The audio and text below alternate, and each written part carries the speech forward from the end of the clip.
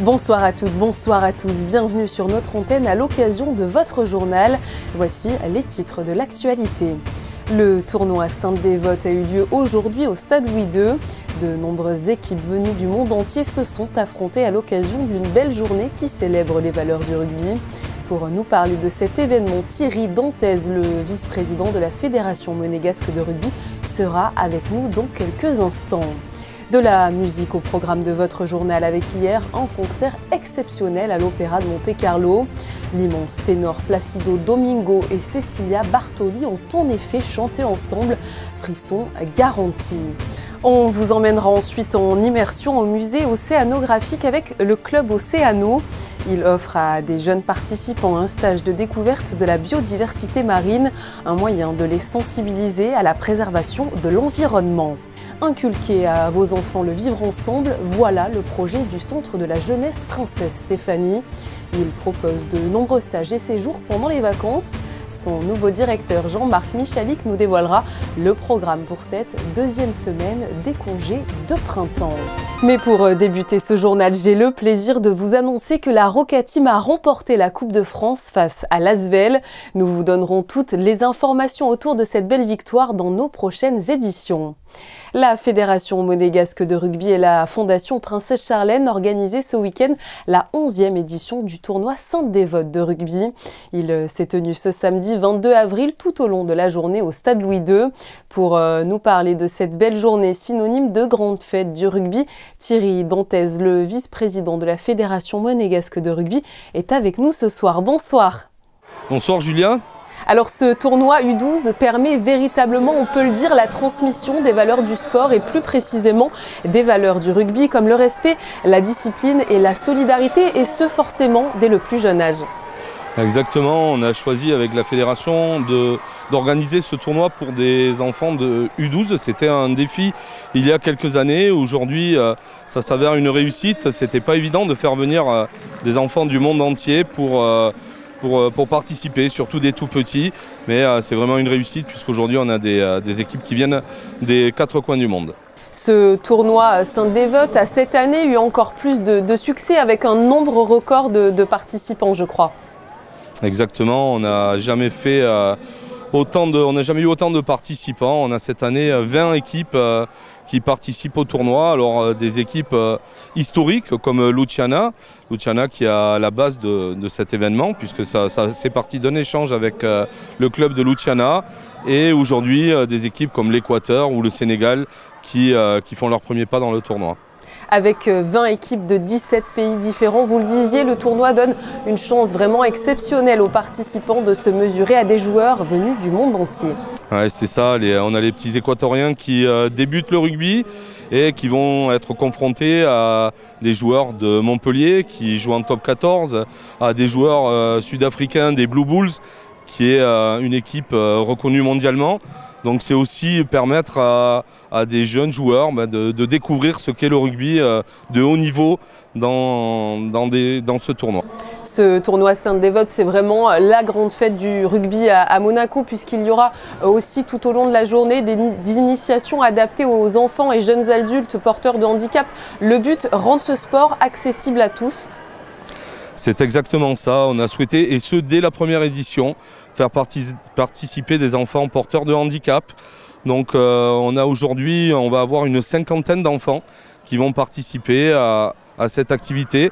Mais c'est un travail de longue haleine, puisque durant toute l'année, la Fédération monégasque de rugby intervient auprès des IME, auprès des associations, et développe le sport et le rugby pour les porteurs de handicap, avec pour objectif final cette journée, aujourd'hui le tournoi de Sainte-Dévote, où ils vont mettre en pratique tout ce qu'ils ont appris durant l'année. Vous allez aussi accompagner tout au long de la journée de jeunes enfants de 2 à 7 ans dans leur premier pas avec un ballon ovale. L'occasion, peut-être, vous allez me le dire, mais de découvrir une future star du rugby. On ne sait jamais, effectivement. L'objectif premier, c'est de susciter des vocations, leur faire toucher le ballon, le jeu, la camaraderie, les valeurs de notre sport. Et on ne sait jamais, on espère un jour peut-être avoir une pépite qui émerge de ces petits et qui reviennent nous voir, et qui un jour peut-être soit le parrain de cet événement. Pourquoi pas ? Le tournoi Sainte-Dévote est organisé par la Fédération, mais aussi par la Fondation Princesse Charlène. Un travail de longue haleine entre vous deux, je suppose. Oui, tout à fait. C'est une franche collaboration. Et le tournoi en est la preuve, puisque grâce à ce tournoi, on met en commun nos équipes, notre travail, mais surtout on développe les valeurs qui sont communes à la Fondation, à la Fédération et plus largement au rugby. Le rugby qui est, vous le disiez, une valeur chère à la Fondation Princesse Charlène, avec notamment Gareth Wistock qui est le secrétaire général. Et je crois que le rugby est un sport cher à son cœur. Exactement, je crois que le frère de la princesse adore le rugby, mais la princesse également. Je crois que c'est dans l'ADN un petit peu des Sud-Africains d'être attachés à ce sport. Pour la fédération, c'est vrai que développer toujours plus le rugby en principauté, c'est une vraie volonté. Oui, tout à fait. On essaye de développer le rugby au maximum, et ce, quel que soit l'âge, quel que soit le handicap, avec quand même des objectifs sportifs, puisque pour la première fois cette année, la Fédération monégasque de rugby va participer aux Jeux des petits États, avec une ambition forte. On tient absolument à revenir avec une médaille. Et la semaine suivante, on sera à Belgrade pour les championnats d'Europe. Et là, c'est une médaille, mais la plus belle qu'on espère ramener. On va garder l'œil sur Monaco Info autour de tous ces événements. Merci à vous Thierry Dantès d'avoir été avec nous. Merci beaucoup. Et vous pourrez retrouver un reportage complet sur ce beau tournoi dans votre journal de lundi.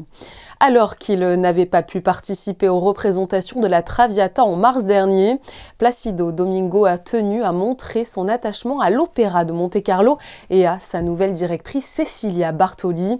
Pour cela, il est venu chanter à ses côtés lors d'un grand gala lyrique à l'Opéra de Monte-Carlo, évidemment. C'était hier soir, reportage de José Sacré et de Thomas Deus.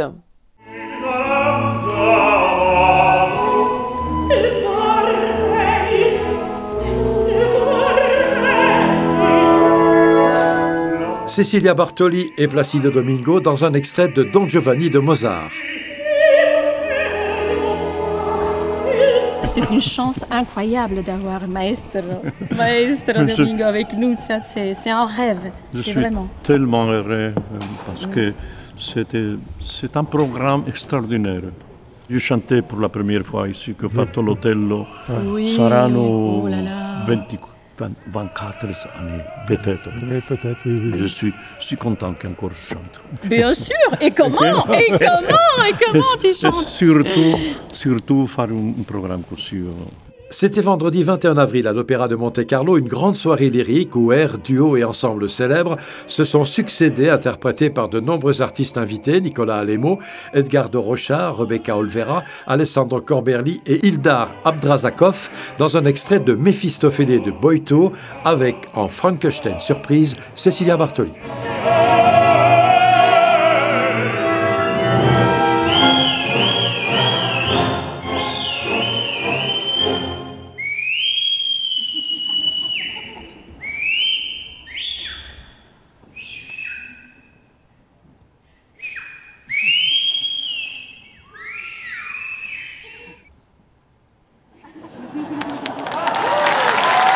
Je pense que c'est un joli bouquet comme celui-là de ce soir, entre la musique, on peut dire, sérieuse, les grandes scènes, oui, de Macbeth, ou même la grande scène de Desdemone dans le Assise à pied d'un salice, enfin. Et je pense que c'est avec des chanteurs magnifiques. Alors, entre la comédie et la tragédie, je pense que ça... Oui. C'est une soirée très apparemment légère, mais ce n'est pas légère. C'est très difficile, c'est dramatique. On chante tout le monde musique que c'est pas facile. À la fin, on veut les brindis ici.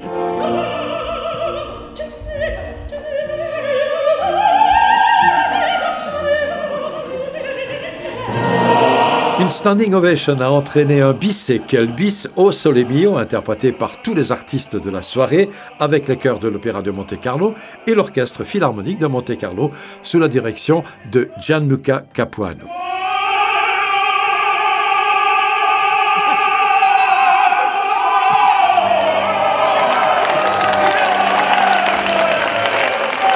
Vous avez de la grande chance que Cecilia elle est la directrice de théâtre. Vraiment, Je sais pas si c'est une chance. parce que C'est une belle responsabilité aussi. Oui, parce qu'il va avoir beaucoup de répertoire maintenant. J'espère que moi, j'aimerais venir comme public aussi, quand je ne chanterai. Magnifique. Voir qu'est-ce que tu fais vraiment. La porte est ouverte, toujours, pour toi. Le musée océanographique propose aux enfants de participer à une immersion durant toute une semaine au sein du club Océano. Un stage de découverte de la biodiversité marine qui se veut autant pédagogique qu'amusant. Un reportage d'Émilie Terrasson sur des images de Jean-Alexandre Dordet. Le musée océanographique réaffirme toujours plus son rôle de médiation au service des océans. De 6 à 12 ans, les enfants sont plongés toute la semaine dans l'univers marin. Pour faire d'eux des ambassadeurs des activités scientifiques, animation et nourrissage des différentes espèces sont mises en place. Dans chacune de nos activités, nous allons proposer, si vous voulez, différentes missions que peuvent mettre en place les enfants finalement pour protéger telle ou telle espèce. Lorsqu'ils sont sur la plage, par exemple, qu'est-ce qu'ils peuvent faire concrètement pour protéger l'environnement? Et nous, on agit encore davantage, on insiste un petit peu plus encore pour qu'ils réalisent des actions vraiment concrètes. Pour poursuivre cette sensibilisation, les enfants établissent une charte pour résumer des engagements qu'ils sont prêts à prendre dans leur quotidien. On a écrit plein d'idées pour sauver notre océan, arrêter la pollution, tout ce qui ne va pas pour la nature. Une initiative encouragée par les visiteurs, invités eux aussi à signer. C'est bien quand on voit ce que la nature peut nous offrir. Je pense que c'est une bonne chose de les sensibiliser à la protection de la nature, tout simplement. Hors Noël, toutes ces initiatives sont proposées lors de chaque vacances scolaires. Et si vos enfants ne sont pas inscrits au club Océano, vous pouvez les occuper différemment durant ces périodes de repos. Le Centre de la jeunesse Princesse Stéphanie propose durant les congés de nombreux stages pour apprendre aux plus jeunes le vivre ensemble. Pour tout connaître des activités mises en place, nous retrouvons Jean-Marc Michalik, le tout nouveau directeur du centre. Bonsoir. Bonsoir. Merci beaucoup d'être avec nous sur Monaco Info pour nous parler des stages de printemps au Centre de la jeunesse Princesse Stéphanie. Alors, ils ont commencé depuis ce lundi. Quelles sont justement les activités proposées ? Tous les matins, nous offrons 3 stages à nos adhérents. Des stages de bracelet brésilien, de dessin aquarelle ou bien d'expression corporelle et théâtrale. Donc ça, c'est pour la matinée. En après-midi, nous offrons à nos adhérents la possibilité d'effectuer des grands jeux avec nos animateurs, des ateliers bien sûr manuels ou bien des ateliers de cirque et bien sûr un goûter en fin de journée. Donc tout ça, toute la journée, on a un schéma pédagogique d'activité qui se déroule de 10h jusqu'à 19h le soir. Quelle est la moyenne d'âge des enfants ou des adolescents qui participent à ces stages ? Alors, on ouvre bien entendu les stages et les inscriptions de vacances de printemps de 8 ans jusqu'à 17 ans. Donc la moyenne d'âge se situe autour de 10 ans sur les stages en matinée et plutôt vers 12-13 ans pour les sorties ou les stages en après-midi. J'ai l'impression que ces enfants, vous les occupez un petit peu tout le temps, puisqu'on a parlé des matinées, des après-midi, des week-ends parfois. Et je crois qu'une belle soirée jeux de société et jeux vidéo a aussi été organisée le 19 avril. Une autre se tiendra le 26. Exactement. On propose donc en cohésion avec le programme des animateurs des jeux, des soirées on va dire thématiques les mercredis. La première était jeux de société, la seconde la semaine prochaine, le 26, sera sur le thème des jeux vidéo directement au centre de 19h jusqu'à 21h. Donc on offre la possibilité à nos adhérents de pouvoir venir développer leur cohésion sociale, leur envie de développer et de vivre ensemble leurs habiletés avec les camarades et de développer des aptitudes sociales sur des thématiques, on va dire, jeux vidéo ou jeux de société pour cette fois. Vous êtes le nouveau directeur du centre, mais voilà, vous venez de le dire, ces stages permettent vraiment d'apprendre le vivre ensemble et ça, c'est primordial pour la construction de nos enfants ou de nos adolescents parce que parfois, certains peuvent être un peu timides, un petit peu renfermés et ces stages peuvent clairement les révéler. On a parlé effectivement des séjours des stages de printemps, mais également tout au long de l'année, nous offrons un cadre de vie idéal pour nos adhérents pour développer ces aptitudes sociales. Le centre est ouvert de 15h à 19h en semaine, à partir de midi le mercredi jusqu'à 19h et le samedi également de 15h jusqu'à 19h. Je profite que vous soyez sur notre antenne pour qu'on se projette un petit peu plus loin. Les grandes vacances vont arriver très vite cet été. Le centre va proposer différents séjours à la montagne. L'idée cette année, c'est de partir sur un format afin de créer une dynamique de cohésion sociale entre nos jeunes qui partiront en centre de vacances, sur le thème bien sûr de la nature, de la biodiversité et la découverte de la faune, de la flore et de ses habitants. Comment les parents peuvent inscrire leurs enfants s'ils veulent participer à ces séjours? Alors pour les inscriptions, il faut remplir une fiche d'inscription pour nos séjours qui est disponible directement à notre centre situé au 45 avenue des Papalins, ou la fiche d'inscription peut être trouvée sur notre site internet. Donc c'est le www.cjps.asso.mc. C'est très clair. Merci à vous, Jean-Marc Michalik, d'avoir répondu à toutes nos questions. Vous l'avez entendu, les stages d'été du Centre de la Jeunesse vont donc se dérouler à la montagne et cette destination semble avoir la cote. En effet, dans le cadre du Festival des Jardins, des journées spéciales seront organisées à l'Arboretum de Roure. Du 29 avril au 1er mai, de 10h à 18h, vous pourrez découvrir les plus beaux cadeaux de la montagne avec notamment les inflorescences de mélèzes. Le samedi 29 avril, de 14h à 17h, un atelier qui s'intitule « Entendre l'Arboretum autrement » vous sera également proposé. Le chercheur de son Alain Baudry vous emmènera sur les sentiers pour écouter les chants d'oiseaux et les bruits insolites de la nature.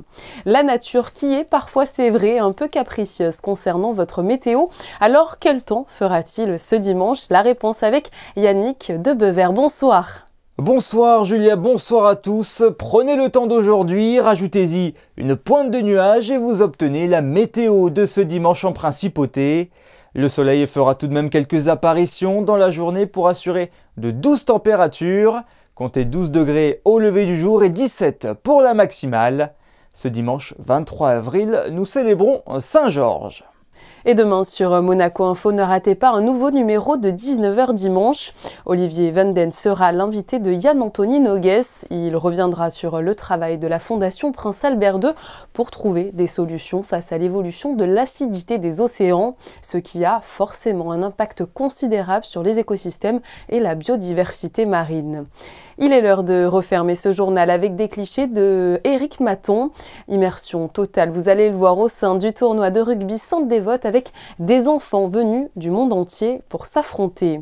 C'est la fin de ce journal. Merci d'avoir été avec nous sur Monaco Info. Demain, ne ratez pas votre best-of de la semaine. En attendant, passez une très belle soirée sur notre antenne.